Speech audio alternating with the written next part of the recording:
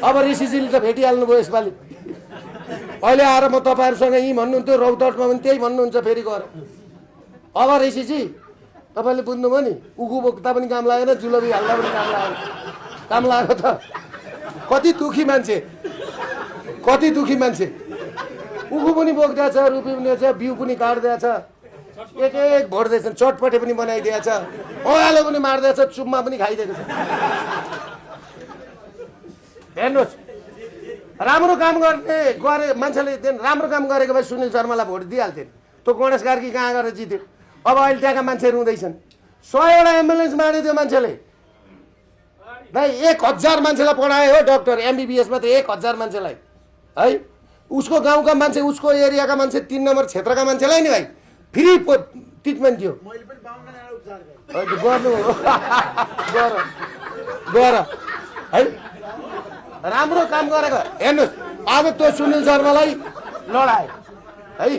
त्यसले गर्दाखेरि नि मान्छेले राम्रो पनि खोज्दो रहन्छ, नराम्रो पनि खोज्दो रहन्छ। मान्छेले रङ रोगन खोज्दो रहेछ होइन। त्यसले गर्दाखेरि मैले एउटा कुरो के देखेँ भने, राजा भनेको नि देशको पिल्लर रहेछ क्या।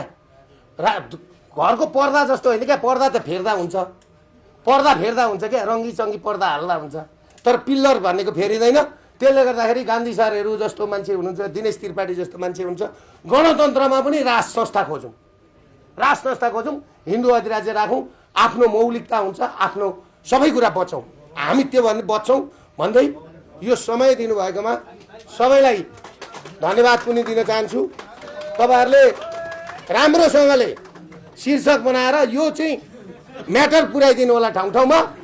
भोलि दलाई लामा आउँदै हुनुहुन्छ भन्ने कुरा छ, कहाँसम्म सत्य हो होइन।